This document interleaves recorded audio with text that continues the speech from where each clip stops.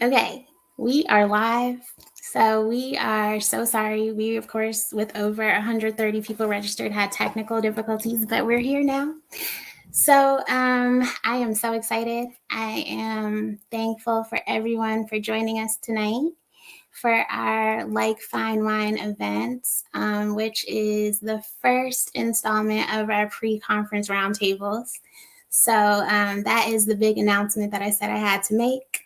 We are having a conference, so I want everybody to pull out their calendars because April 18th through the 22nd of 2024, we are having the first ever reproductive health and sickle cell conference in Washington, D.C. So we decided to give you guys kind of like a sneak preview of some of the content that we'll be having at our conference. And because we were late, I'm not going to say much else. I'm going to turn it over to my chief medical officer, who's going to introduce our presenter.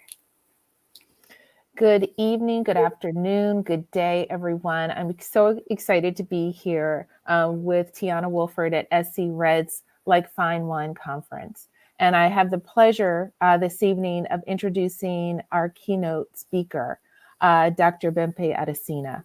And I can just say that Dr. Adesina is a hematologist who focuses on non-malignant hematology conditions, but also really specializes in the care of adults living with sickle cell disease. Dr. Adesina is really interested in focusing on really bone health in women and has really come across a journey that has taken the lifespan approach to sickle cell disease and really tried to emphasize where hormonal fluctuations will impact the health of women with sickle cell disease. And without further ado, I'm going to introduce Dr. Bempe Adesina from UC Davis, who's going to speak to us on sickle cell disease and bone health. Dr. Adesina. Thank you. Good morning, good evening, good afternoon to everyone. I'm in California, so it's still afternoon for me. So thank you, Dr. Kim Smith-Lee, and thank you, Tiana, for inviting me to this forum. I'm very excited, and even though I can't see everybody, I know that it's a big crowd. So in the interest of time, I'll start my talk. I'll go over some things a little bit quickly just to make up for lost time, and I want to make sure I save the last 15 minutes for a Q&A. So here we go. All right. Are you able to see my slides in presenter view? I mean, in the full view? Yes. Okay, very good. So what I wanted to talk today to you all today about was bone health, but then I wanted to put in a few other things that are relevant to women, older women with sickle cell disease. So that's the audience for today. So here are my funding disclosures. And there's no conflict of interest in anything I'll be talking about today. So I wanted to focus on my research, which looks at avascular necrosis and low bone mineral density, but also very briefly talk about menopause and breast cancer in our patient population, or in all of us, really. So avascular necrosis will be my first bone health issue to talk about, which is what my research focuses on. So this is a paper from our group published in 2017, so it's a little bit old now, but we wanted to look at osteonecrosis, which is another name for avascular necrosis, or AVN as it's most commonly known. We wanted to look at the burden of hip AVN or hip osteonecrosis in people living with sickle cell disease in California. You know, this is where we're based, and we have access to a large patient database from all the non-federal hospitals in California. So when we did this paper, we were looking at about over 6,000 people with sickle cell disease from a very young age unto an old age. And then just to give you a little bit of a breakdown, this is a more recent view of our population here living with sickle cell disease in California.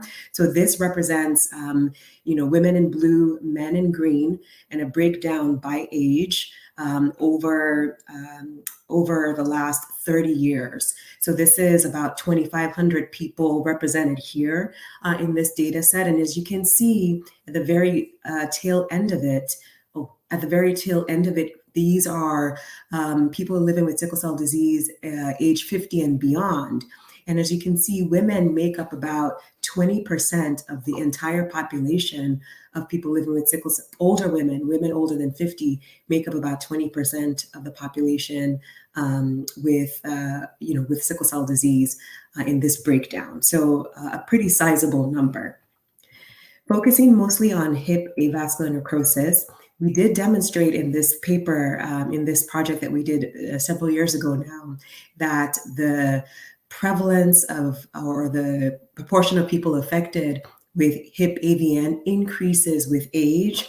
And we split up the group into red, people with more severe sickle cell disease, which, because we're looking at people who are discharged from the hospital, we extrapolated to say that people who are frequently in the hospital, mostly for pain, typically tend to have more severe disease. And those who are infrequently hospitalized, who rarely come into the hospital, represented in blue, have less severe disease. And as expected, those with more severe disease, hip AVN was more prevalent in those with more severe disease.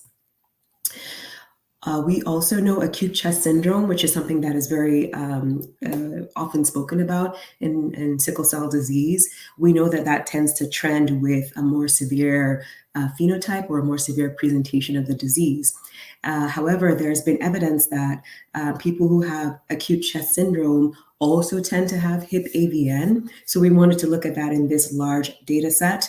So once again, we split it up into two groups, those who had a history of acute chest syndrome and those who do not have a history of acute chest syndrome prior to their hip AVN diagnosis. And clearly we can see that a hip AVN is also much more prevalent, about 2 to 2.5 times more prevalent in those with a prior history of acute chest syndrome, which we think just denotes a more severe sickle cell disease type.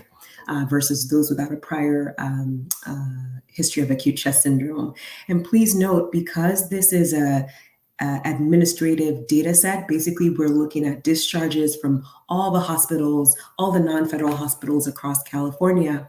Sometimes we base our diagnosis on codes, and the coding for the type of sickle cell disease is not accurate. So we can't tell in this data who truly has SS or S beta 0, which are considered the more severe forms, versus those who have SC and S beta plus and the moderate to less severe forms of sickle cell.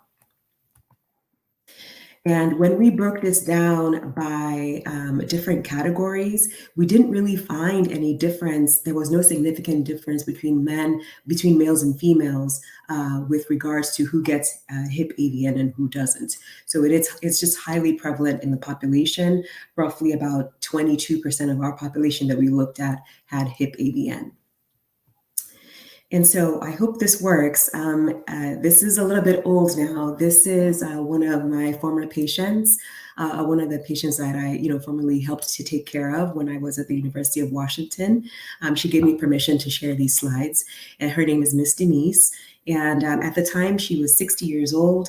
She is now 68, actually, living with sickle cell disease. So I'm going to see if I can share a little bit about her story.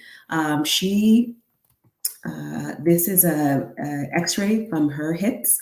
And so she has hip AVN, both hips, actually. And the right hip, she actually underwent a hip replacement surgery for severe hip AVN. I tried to record, I hope I'm going to try to play it, but I just was asking her experience with hip AVN and with surgery. So I hope this works. Let's see. Hopefully this goes through. All right, so this is Dr. Oyebimpe-Adesina, and I am interviewing Ms. Denise Anderson Bazemore. She's a 60-year-old woman with sickle cell disease, hemoglobin SS, and she also has severe avascular necrosis of one or both hips, right?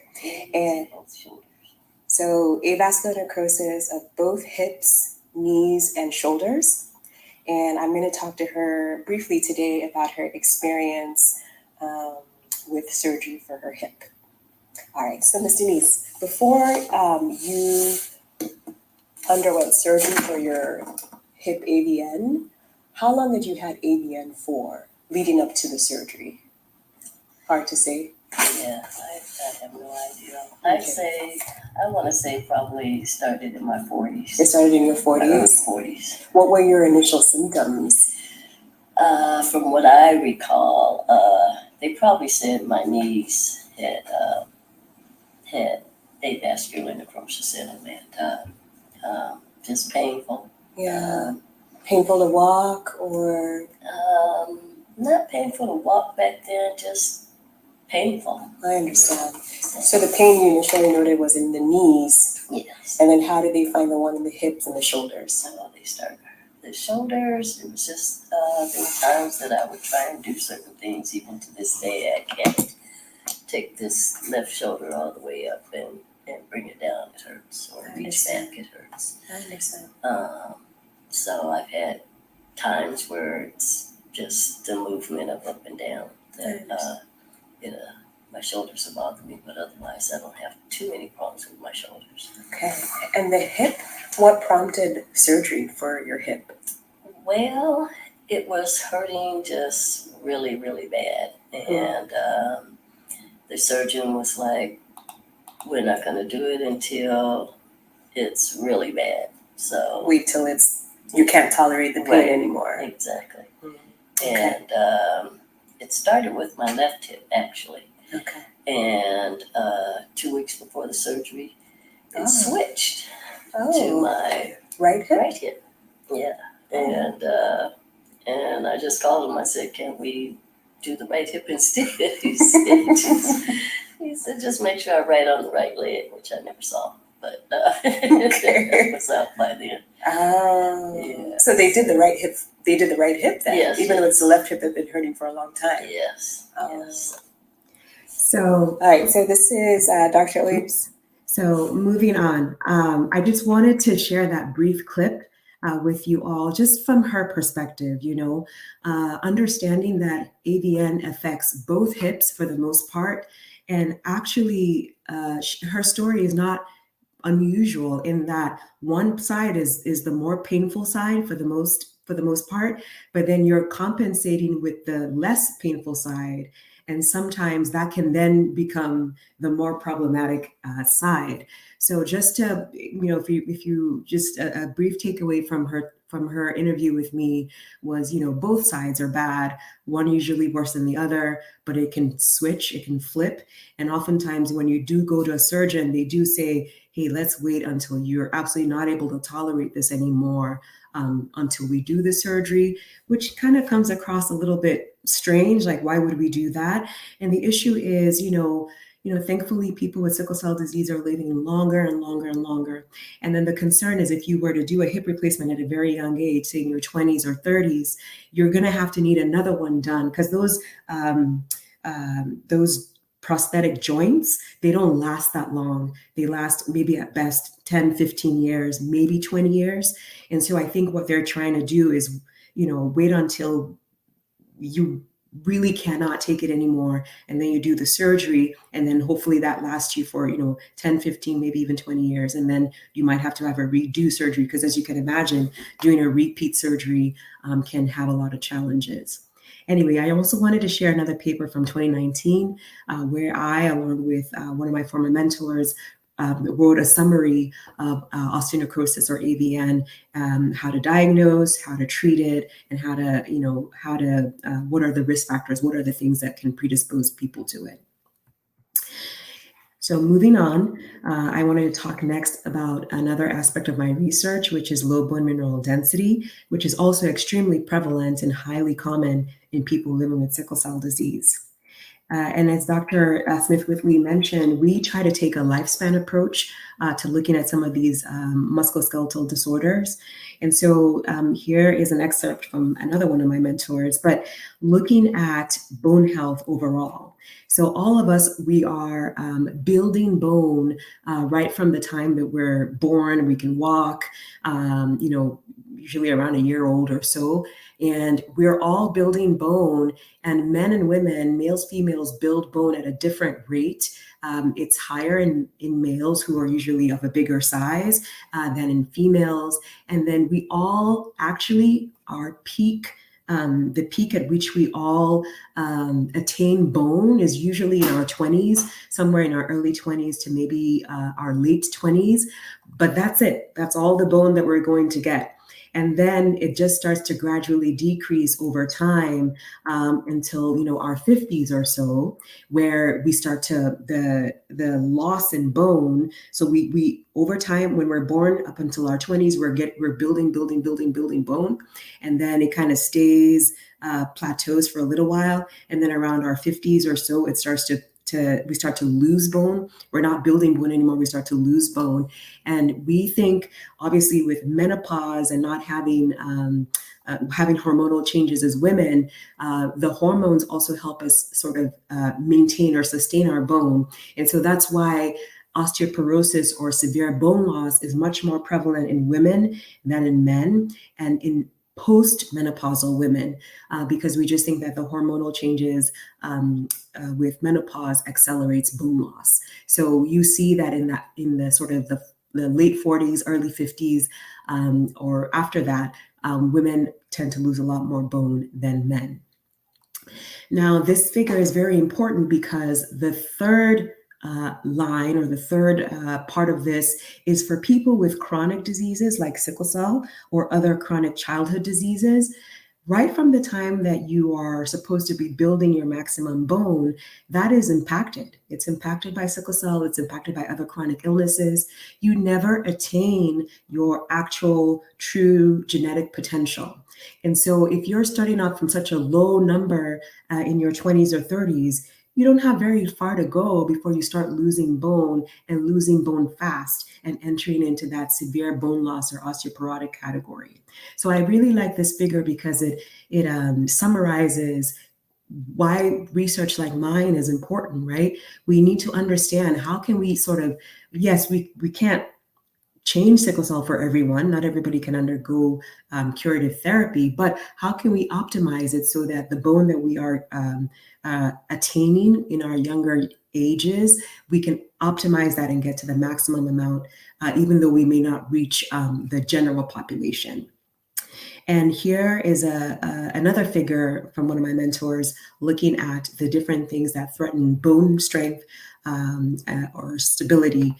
So, with sickle cell disease, these are the ones that are probably more relevant.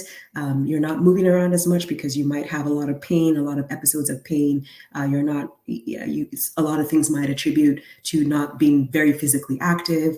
There's also hormonal changes that leads to delay in puberty. And when puberty is delayed, we don't have that burst, a lot of what we call like growth spurts that we need to be able to accrue more bone. And with sickle cell disease, also people are of a smaller muscle mass, and you actually need to optimize your muscle health in order to be able to strengthen your bones.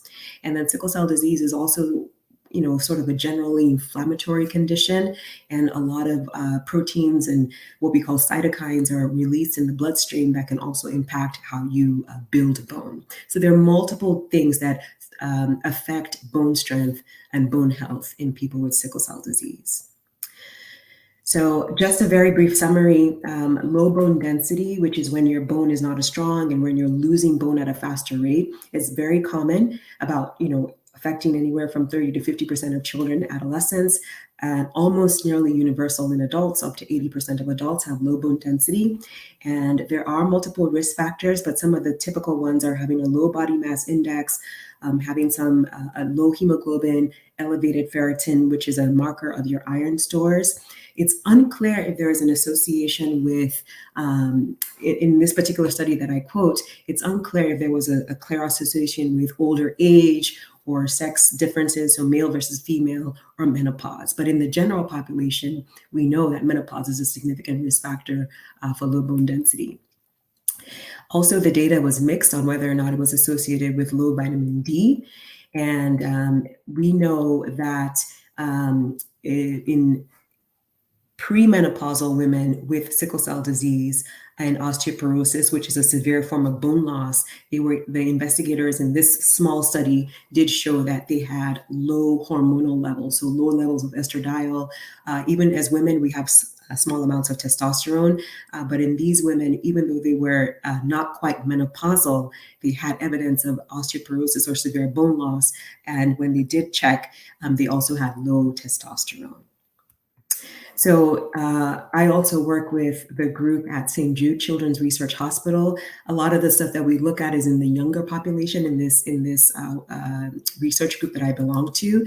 And so we published in 2019 a little bit of information looking at the burden of low bone density in this young patient population. So a lot of the stuff that came from this study doesn't necessarily apply to this audience, but what I did want to highlight is low bone density is prevalent in up to 20% of the children and adolescents that we looked at. And even though we try to correct for a lot of other factors that might be making the calculations a little bit different, we did find even after correcting for like short stature and other things, adolescents with sickle cell disease, about 20% of them had low bone density, which is significantly higher than the general population.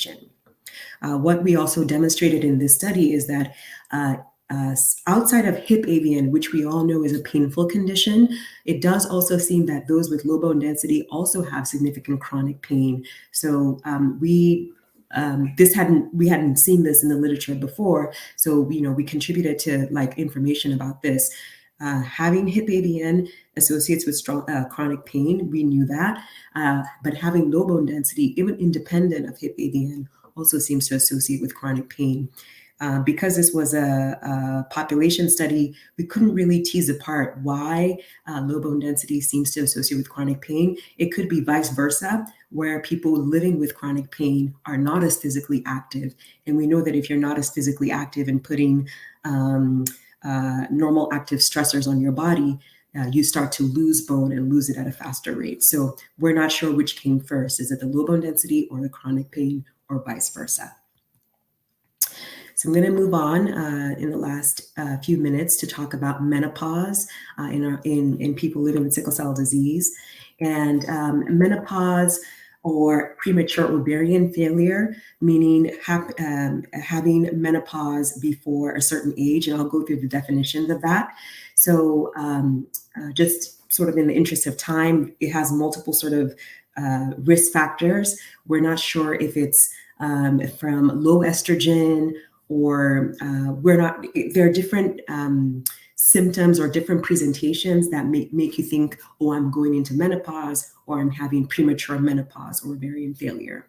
So there are ways that our gynecology colleagues are able to look for evidence of menopause or early menopause. So they do ultrasounds of the ovaries and they see a depleted ovarian follicle count, low estrogen, high FSH, which is a type of hormone that it's like the opposite of estrogen, or you start to have irregular periods. In most women without sickle cell disease, or most women in the general population undergo menopause somewhere from their mid-40s to their mid-50s, around a mean age of 51. And the initial thing that makes you know that you're going into menopause is you start to have irregular or absent periods. And so the definition of menopause is not having any period at all for 4 months or more, and having an elevated FSH for 2 readings. And so premature ovarian failure or premature menopause happens in women younger than age 40. And it's about 1% of the women in the general US population have premature ovarian failure. That number is higher in women with sickle cell disease. But then if you're having if your periods stop after the age of 40, it's considered menopause. There are multiple potential reasons why menopause is more prevalent in younger women younger than age 40 with sickle cell disease. We're not sure if it's hydroxyurea exposure or iron overload from chronic transfusions. There are multiple other potential things that might precipitate premature ovarian failure. There's also some mixed evidence about chronic use of opioids or non-steroidal anti-inflammatories like ibuprofen that could be associated with premature ovarian failure. Specifically looking at sickle cell risk factors for premature ovarian failure. We're not sure. There's a lot of mixed data, but some suggestions are there's actually sickling going on in the blood vessels that supply the ovaries. And over time, the ovaries, like every other end organ with sickle cell disease, can get impacted by that. We also know that many people with sickle cell disease rely on chronic transfusions for a variety of reasons. And chronic transfusions, the downside of it is having excess iron. And that excess iron can build up in different organs, including the ovaries, and that can impact the ovarian health. And then another common thing in sickle cell disease is dyspareunia, or actual pain with intercourse, and that can be accentuated or accelerated, or that's probably not the right word. It can be amplified, so to speak, in women with chronic sickle cell disease pain, even when they're not menopausal. And Tiana talked about this upcoming talk in May on women's health. And so I want to give Dr. Smith-Whitley a lot of credit, because she kind of nudged me to look at this work. And so I'm going to not talk about this right now for the interest of time, but I believe Dr. One, who is my primary research mentor here at UC Davis, will be talking a little bit more in May about pregnancy outcomes, our recent paper on pregnancy outcomes in women with sickle cell disease. For the last part of the talk, I wanted to briefly talk about breast cancer in women living with sickle cell disease. So my colleague here, Ann Brunson, also in 2017, looked at that large patient discharge data set in California to look at the incidence or the burden of cancer in our patient population.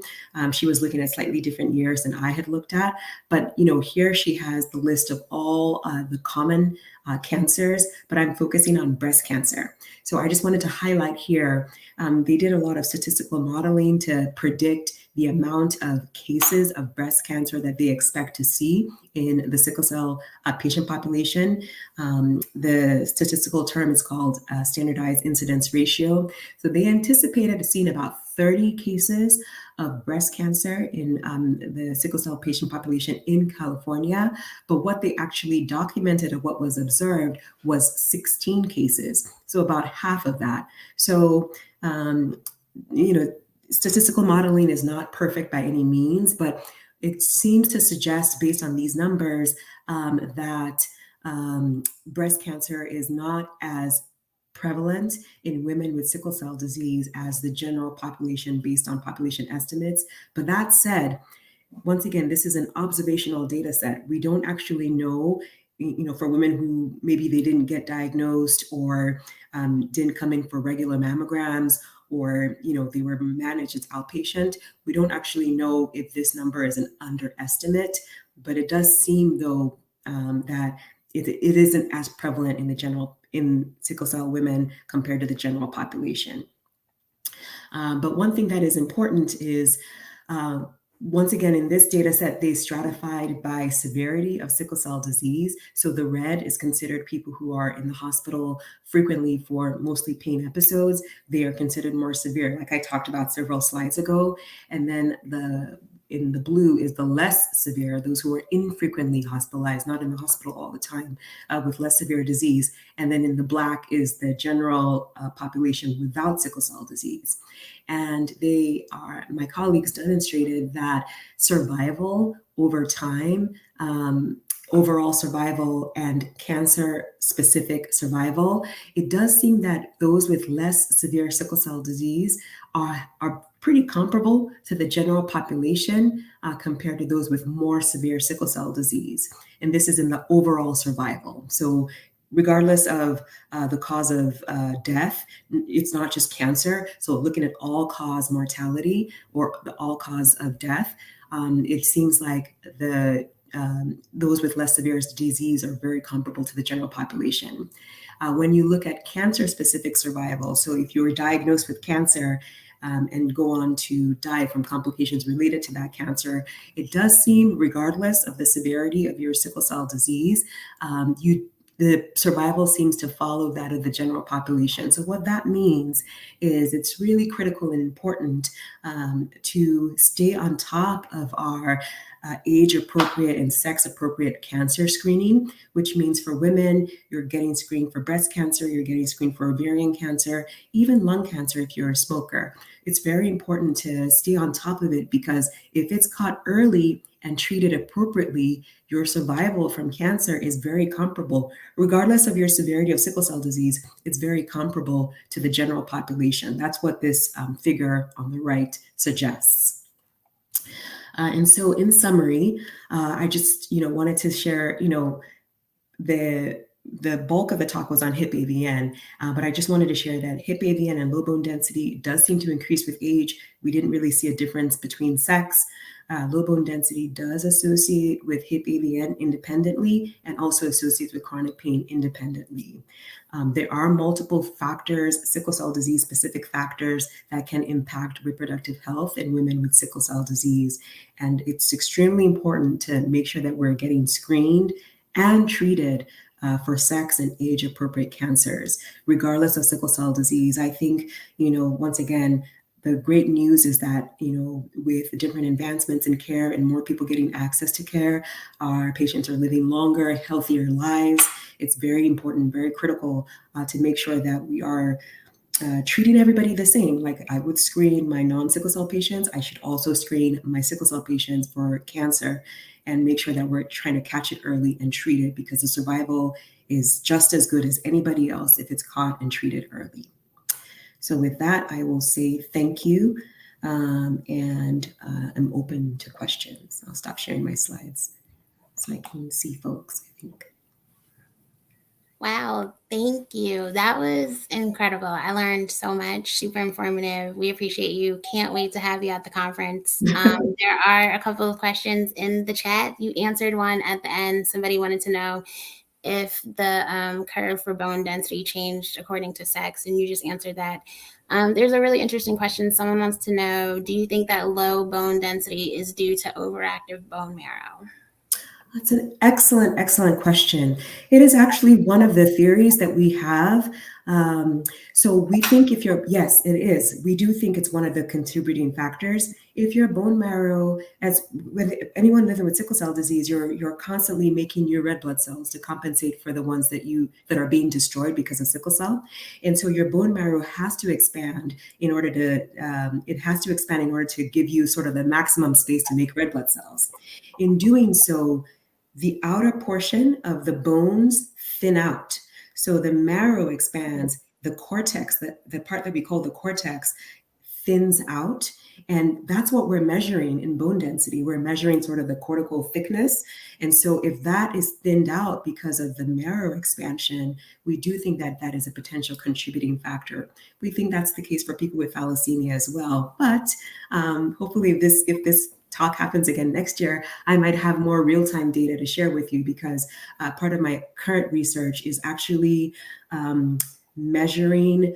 We're recruiting patients right now. We're going to give them a radio tracer that actually highlights or it goes directly to the bones. And so we're going to measure in real time with a total body PET CT or a special type of imaging to actually look at how that radio tracer goes to the bone. And I'm excited to see, because I think we can actually answer the question, is it a blood flow problem? Is it because the blood isn't flowing to the bone that we have some of these injuries and changes in the bone? Or is the bone inherently different? So, we're hoping that we can show in real time how the blood flows into and out of the bone and deduce how metabolically active the bone is in people with sickle cell disease. So the study hopefully will open in the next few weeks and we can start enrolling, and I hopefully can share that data with you guys next year. That's amazing. You're getting a lot of comments in the chat. People are excited. I'm excited. I have my hips replaced at 15. That kind of information would be incredible to have. So you'll get a speaker's invite to the conference in the next couple of weeks, because we can't wait to hear that information. So, okay. Well, that was great. We look forward. Keep us posted. And thank you. You're most We're going to welcome. move on to the next segment. Dr. Adesina. Thank you, Dr. Smith-Whitley. I appreciate your time. Thank you so much. See you.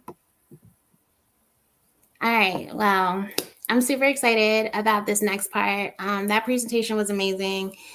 I'm really energized and super excited. So this whole thing was inspired. This is in honor of Women's History Month. Dr. Smith-Whitley and I thought it would be amazing to share this moment with some amazing women who inspire us, just day after day. And I just feel like there's so much grieving that we have to do as a community. And so I really wanted to take this night to celebrate the fact that there are individuals with sickle cell disease, not just living, but thriving well past the life expectancy. So we're about to bring up our panelists and let them introduce themselves. And Dr. Smith-Whitley is going to start the panel discussion.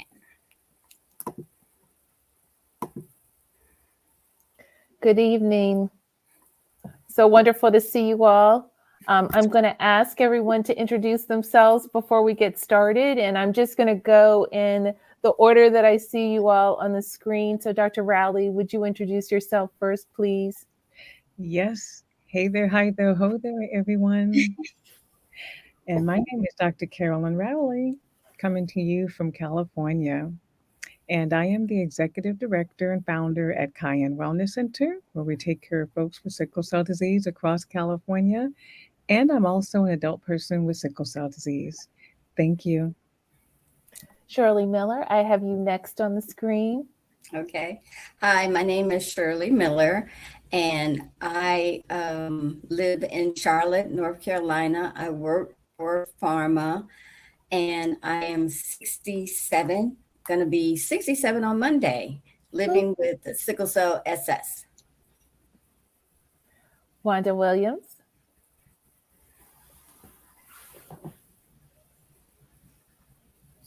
Are you muted?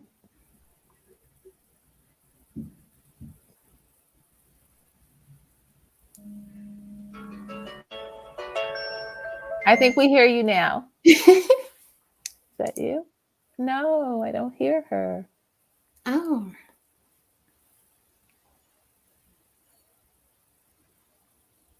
I don't hear her either. I will try a couple of things, but while we're working out those technical difficulties, I'm going to start with Dr. Rowley and Shirley Miller. I see, and oh, good, Wanda Williams is back on. Can we hear you now? No. Oh no. That's crazy. We heard her perfectly backstage. We did. I do know that, she was on, so something may have changed during the talk, because when we switched over, I could hear her. We had a conversation. Okay. So Wanda, I'm not sure if you want to go in and come back.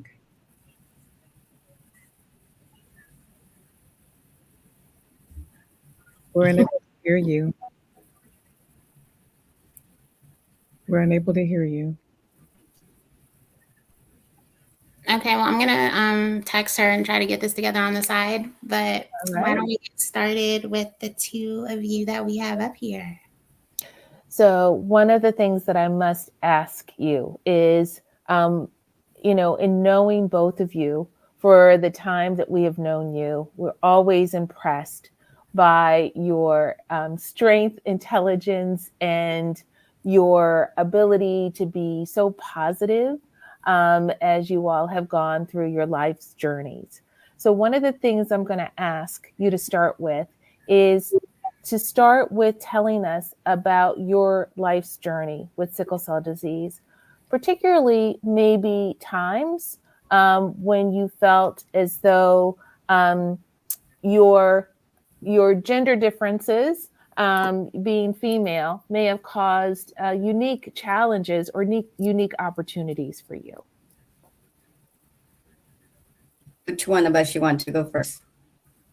Shirley, you want to start? Sure.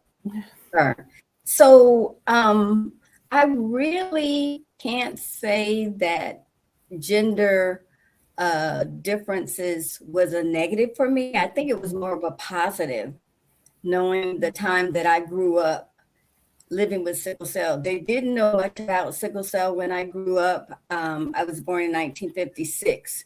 So a lot of empathy, a lot of pity because they didn't know what to do with me.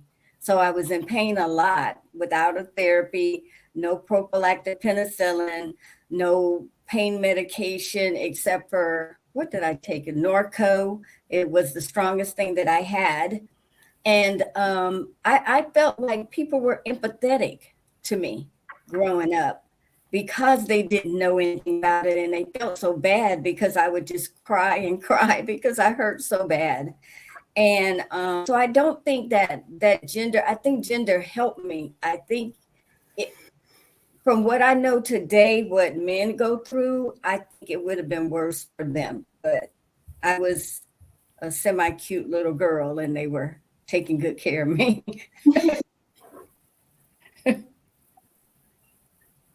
Dr. Rowley, anything about your experience that you'd like to share with your experience with sickle cell disease?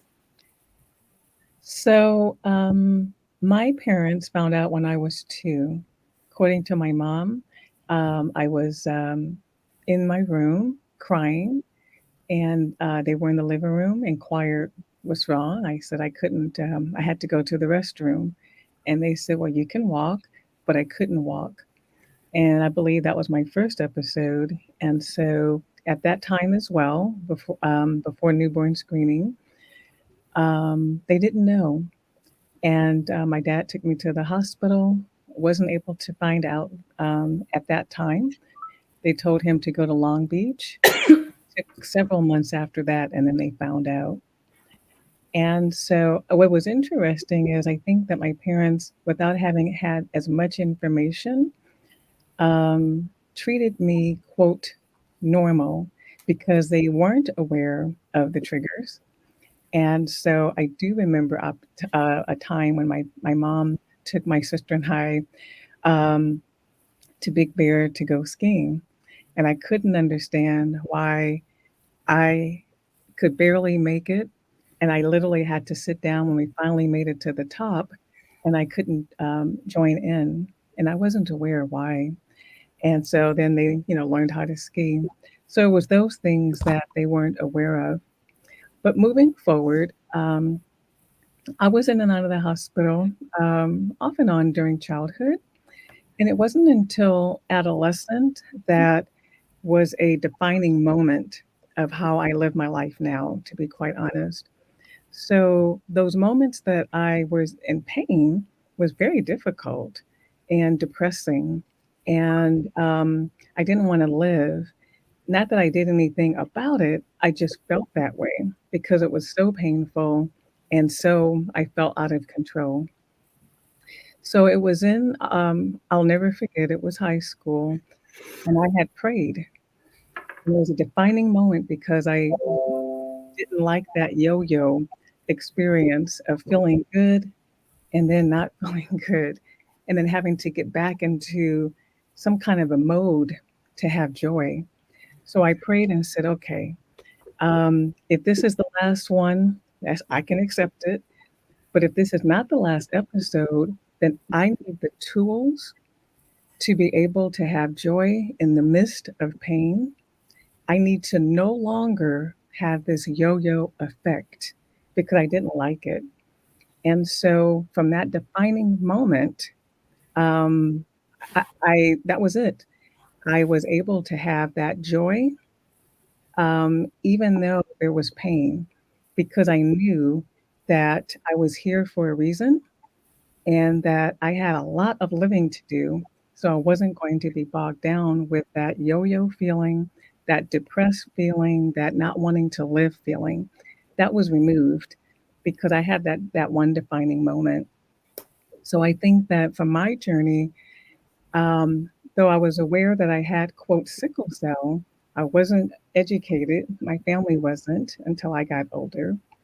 And it was that defining moment that I decided that I've always wanted to live, but I didn't want to live like that. So I Mhm. had to vision and visualize how I wanted to live.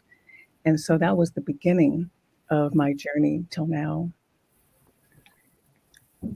Thank you both for sharing your experiences. I hope that we have Wanda Williams back on audio. Am I back? There you You are back. Well, I'm 73, married with SC disease. I didn't find out, and I have 5 children, one that I gave birth to, 17 grandchildren, 3 great grands. And this is my second marriage, and I've been married for 36 years. So I didn't even find out that I had sickle cell until I was 19 years old. So from, oh, let's say birth up until 19, when I'd have a sickle cell crisis, I just hurt until the pain went away. I was born in Shreveport, Louisiana. So I didn't get pain medication or go to a doctor for sickle cell until I was 19. And that's when my son was born. That's when I found out that I had sickle cell and got referred to a comprehensive sickle cell center. So I just learned how to cope and deal with the pain so that I have a very high tolerance for pain, uh, at this point. It's just so impressive to hear all of your stories of what I consider resilience and grit. And I think that one of the things that we understand is we heard from Dr. Adesina how female hormones can actually fluctuate over time. And those fluctuations, whether or not it is through puberty and the starting having periods or later in life as you go through menopause, that it can change your experience living with your sickle cell disease. Can you all talk to us about times in your lives where you feel these hormonal fluctuations have made an impact? I can speak to that. I remember in high school, and all of the girls were getting their periods, breasts, and everything. It passed me by for some reason. I think most people got their whatever menses or 13 or 14. I was like 16. Everything was late coming to me. And I was just a stick, and that bothered me. I wanted my menses. But once I got it, I didn't want it. Right. But I was just a late bloomer. I was late, and I would be wearing a training bra, and kids would pick at me. They would pull the bra and slap it back in my back, and I'm like, oh God, people will tease you, why are you wearing a bra? So that's what I went through at the beginning of, when you start to develop and things like that. Menopause wasn't bad for me.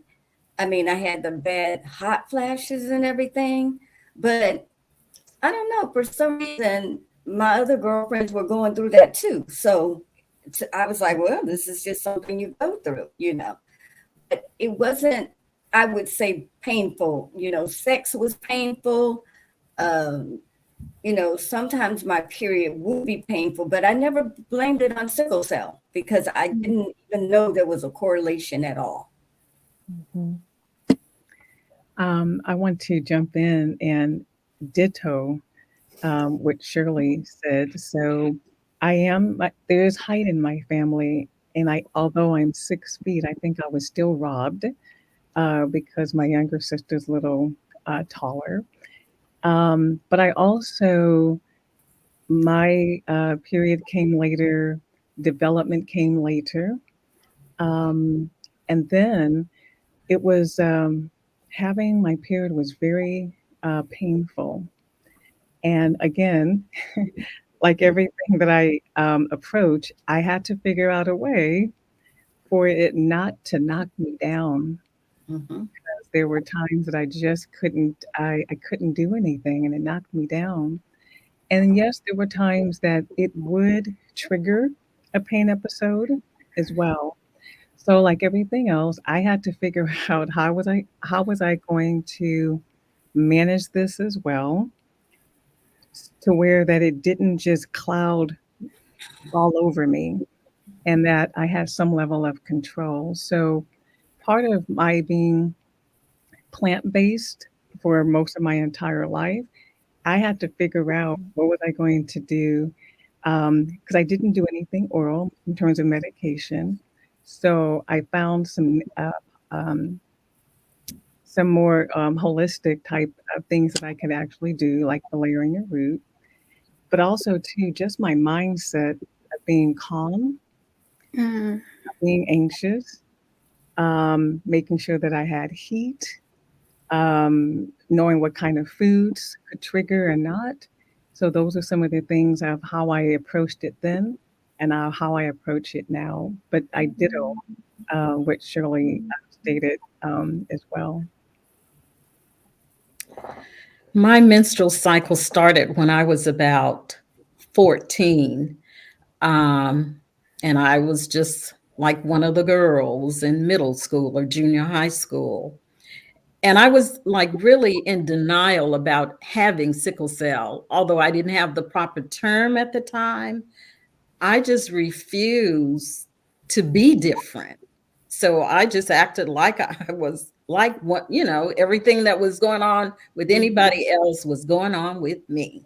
I just refused to give in to that I was different in terms of having those pain crises. And I didn't have like an unusually difficult menstrual cycle or anything like that. I wasn't experiencing particular pain around my menstrual cycle, but just being in this real heavy set of denial until I was about 25 years old, actually. I'd like to add too, I think a lot of it was my ignorance of sickle cell and not knowing. So I would just brush things off as, well, this is what happens because I did not have the knowledge that I have now growing mm, up. So I didn't know any better. I didn't know to say this has to do with sickle cell.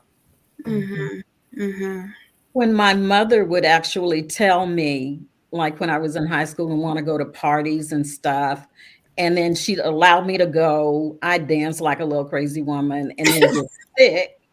And then the next time I wanted to go, she would say, "Well, Wanda, I can't let you do that because, remember you got sick." Oh, Yeah. no, no, no. That's not the Yeah. reason I was sick. Just, Mhm. I thought she just lived to make me miserable, really. So I was in denial because she was just super overprotective, you Yeah. know. And so I really fought against that. mm, mhm, I wanted to add as well regarding menopause, um, my same approach again. Um, I didn't allow, you hear about the vapors and all of that. And I remember having clients who sometimes they would say they would be tearing the clothes off in the car before they went into their home. So part of it for me was, again, this having this level of control and mindfulness to be able to um, not allow whatever those uh, symptoms might have occurred, it actually was minimized because I minimized it.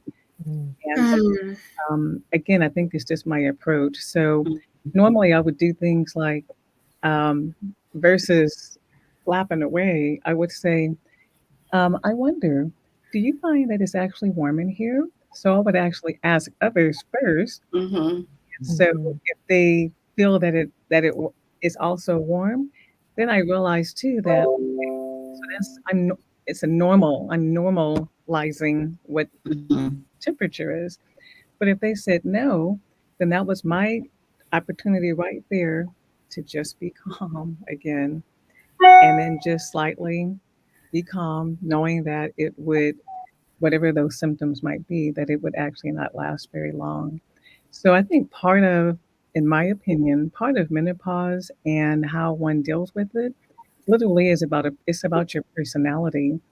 Um, because yes, it comes and goes, but if you're one that's anxious and um, totally um, can catastrophize things, then Yeah. I think that for some, it can actually be where you're so hot, like you feel like you're melting or what have you. Mhm. And I think for myself, because I choose to be mindful and calm and at peace, that that which I went through seemed to be on a much calmer level. Mhm. Wow. Menopause for me started at age 50, and it was very obvious because my face would get all moist. So it was Mm, obvious to other people. And I had like really severe hot flashes. And I mm, really thought that it was punishment because when my mother was going through menopause, she would get in the car with me and I would always have the heater blaring because I'm like freezing. And she Mhm. would be, oh, Wanda, can you just turn the heater down? Turn it down. And I'm like, oh, but I'm just so cold. And see, I would kill a child of mine sitting in the car with me, turn it on the heater, and I'm having a hot flash. Oh no, no, no, no. We are not doing that. You're gonna freeze if I'm burning up.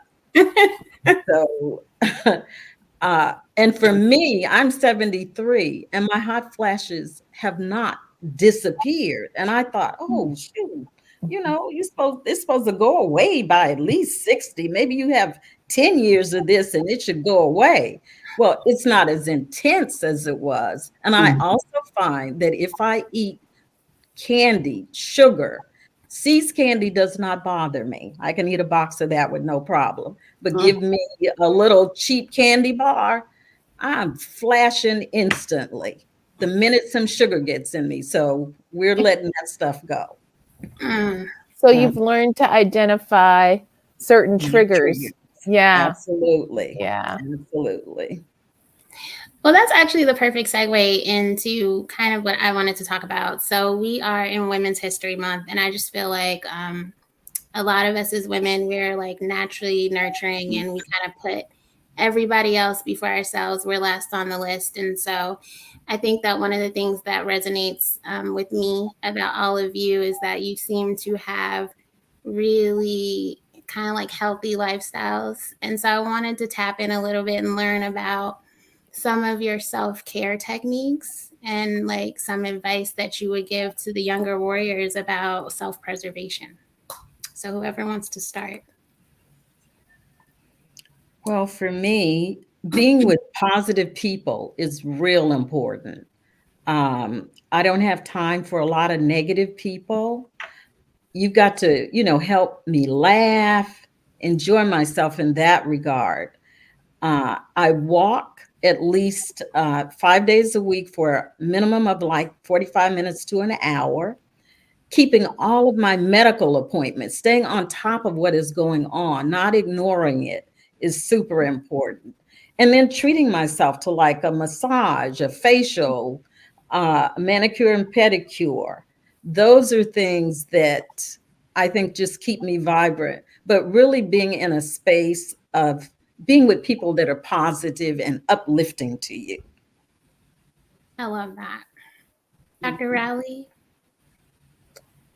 Yes, so I agree. Positive people, but I sign everything off by peace, so I have to have peace and peaceful, positive people. Um, and I also believe in movement. And so you must move your body to the degree that you can. Everyone can.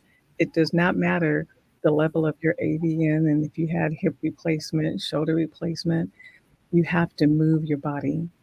And so there are all different types of exercises, whether there's chair exercises. And so I do gyrotonics and Pilates. And so, and at one point before COVID, also walking. Just given my schedule and the weather, that's been a little bit of a challenge. So I look forward to doing more of that. And then also, too, I think everyone knows that I'm plant based. So seriously, I cook very oh so well.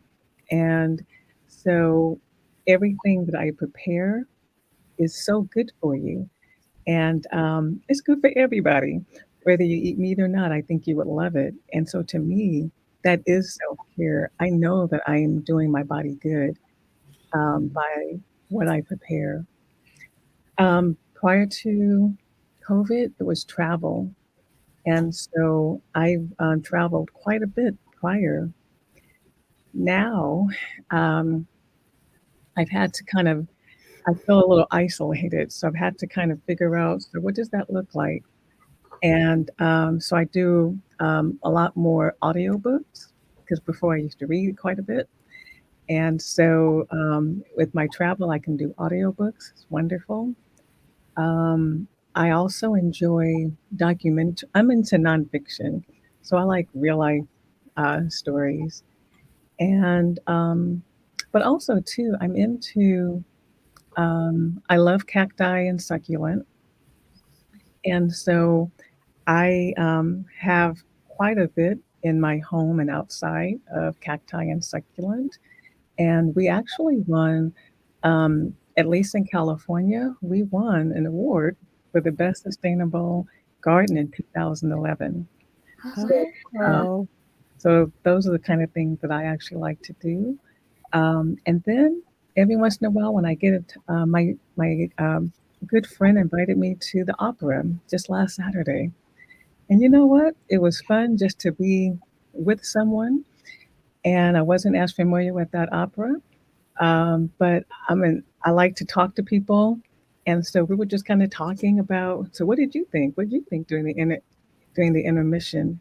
That was wonderful. I love that because I was connecting. So, those are some of the things that I enjoy doing. Perfect. Thank you for sharing, Miss Shirley. What about you?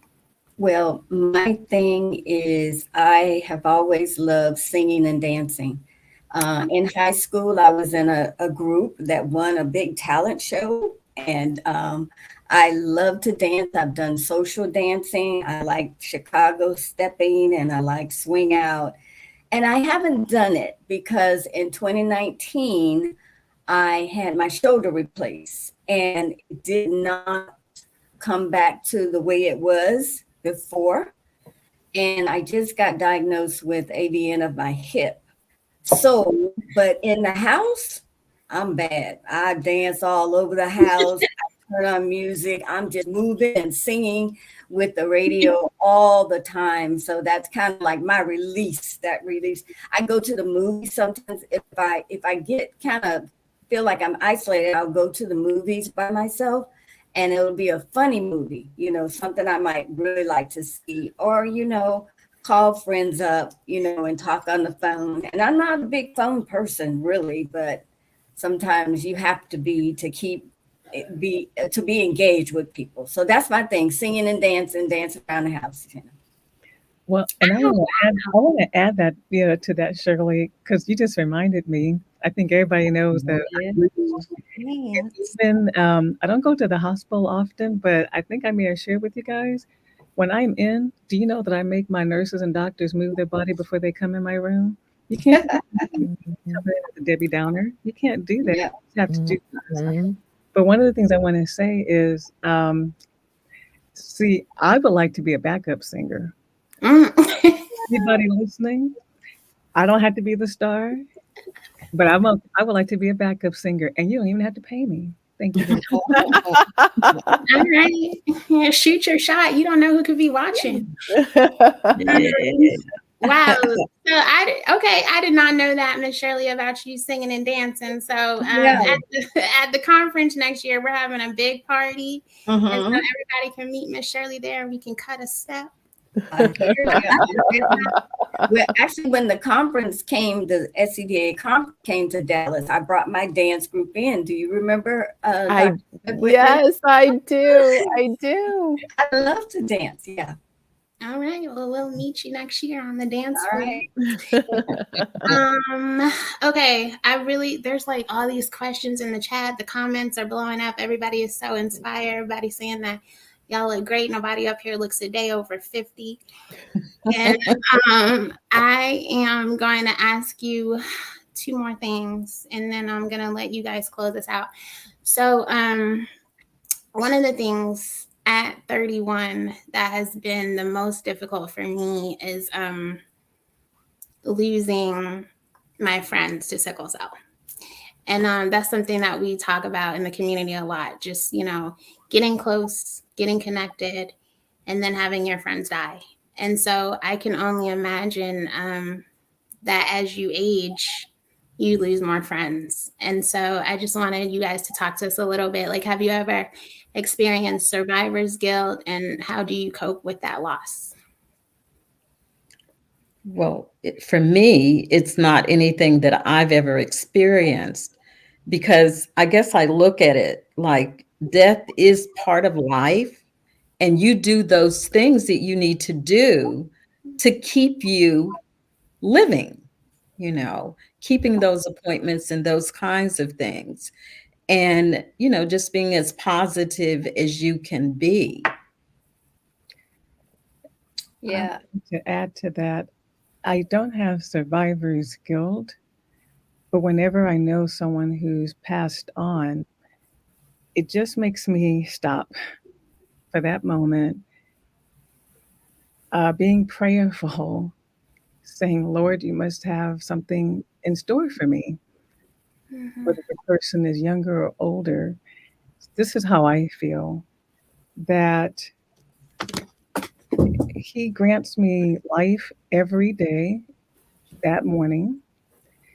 So I feel like I can continue to be the voice of those who are no longer here, like the Bobbies and the Natasha and the Britneys, to be honest with you.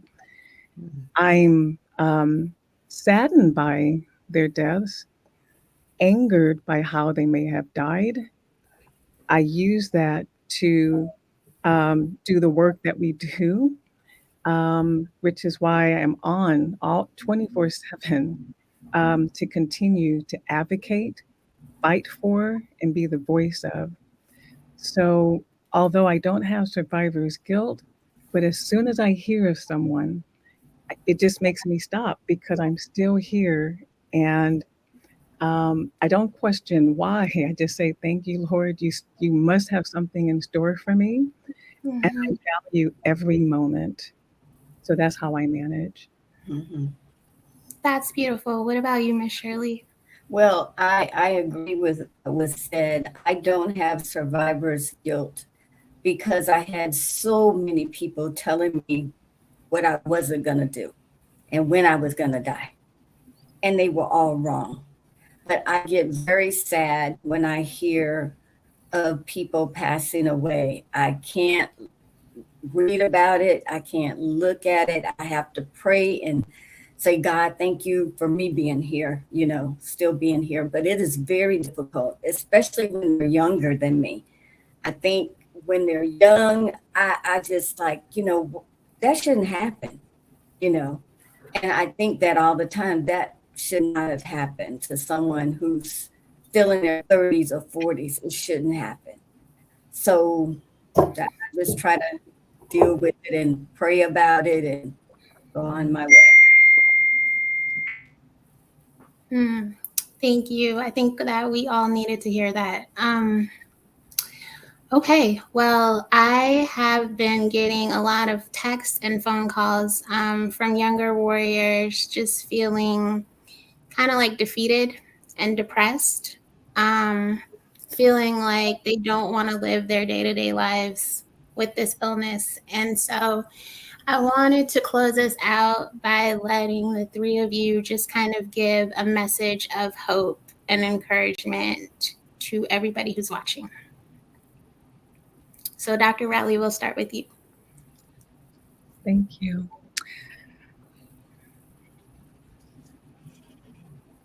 Hmm. I understand. I think many of us have been there. So I do understand the difficulty of having to always fight just to be believed, fight just to get access. And then we haven't even spoken about family dynamics and wanting to work and all of that. However, I have to share this. Peace is so important for me. And so with peace, though, comes forgiveness. And I have to say that again. we don't know what kind of relationships and dynamics are currently in your life. What I will say is that, as we said earlier, we have to have positive people. So peace begins with forgiveness. Doesn't mean that you forget what people did, but you can forgive and leave them where they are so that you can continue to move forward. If you feel that a person or persons or an institution is making it difficult for you to live your life, you have a choice. You have a choice of the family that you choose and your friends, as well as the community that takes care of you. You do. You have a choice. I was there, and had I not moved from the hospital that was at to where I am now, I don't think that I would be here with you all. You have a choice. So with peace comes forgiveness. Um, and I also visualize, you see, I have so many plans that I keep thinking that I guess I'm going to live past 100 because I still have a lot of living to do. I'm serious. I'm serious that I want to sing. I want to open up my Cayenne restaurant. I again, of course, want to continue to travel. I want to be in a position in this community where what people are experiencing that they're not experiencing any anymore. So that's a lifetime. And so I have some more living to do. And as a result, I cannot take in negativity. So I'm tall, and my arm's length is pretty long, and that's how much you cannot enter my space. The negativity, none of that, the chaos, nor the drama. I'm being honest with you all. I don't. I think you guys know me. I do not partake of any of that. My peace is so important. So I would rather be alone than to have lots of people, but then the chatter is just bringing me down. I have a choice, and you have a choice. I've been there, and I understand. And as long as He woke you up today, that means you have something, you have some living to do. So just decide how you're going to do it. Thank you. That was so powerful. Miss Wanda, what about you? Well, for me, I would say embrace the day. You are here for a reason, and you need to think about that, embrace that, and be grateful for the day. And as Carolyn said, I mean, just being in a positive space. There's a core group of 5 women that I get together with once a month just for lunch, to hang out, laugh, and talk. And we are a support to one another. So you think about, if you don't dwell on what's happening with you so much, and then you can put some energy into thinking about other people and other things. But being that positive person is just so crucial, so crucial. So reaching out and just being positive is a game changer. Perfect. Miss Shirley. Okay, I would say that first of all, I don't know your story. I only know my story. I would not sit up here and say you should do what I did because it's your story and you have to handle it the way you want.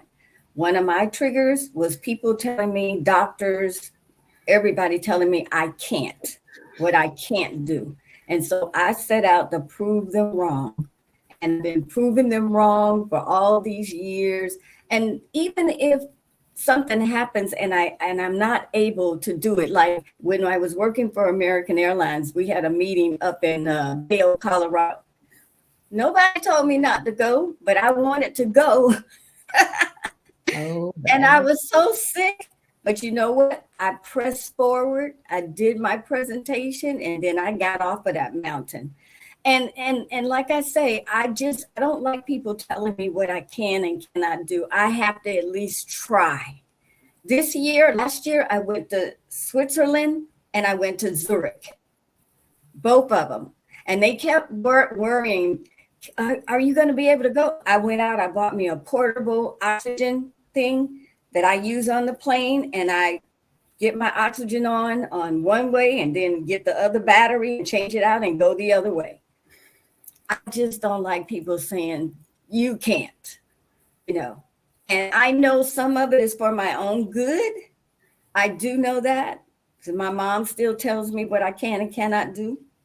But I just have to press on. I really have to just be positive, pray a lot, and just believe that I can. And I want you to believe that you can too. Oh, I Yes, love I that. I love that. Well, Dr. Smith Whitley, you didn't get to make a greeting. Do you want to give a closing message? Any takeaways? All I can say is thank you. I learned so much by our honest conversation, our open conversation, and I hope that our audience learned half as much as I did. I thank you all, you too, Tiana, for opening up your life, your lived experiences, so others can benefit from your knowledge and your strength. And I admire each and every one of you. And it's just been a joy spending time with you this evening, this afternoon. Thank you. Thank you. It has been a joy. I thank you guys so much. I feel just so motivated and energized and inspired. So I thank you for being transparent with us. And I just could do this with you all night, but we'll have a part 2 at the conference. That's right. All right. Thank you for having us. Thank you. Thank you. And to our audience, we're doing these roundtables all throughout the year. So follow us, sign up for the newsletter so that you can come and get more great content like this. And we will see you next time. All right. Bye. Bye-bye. Bye. Bye.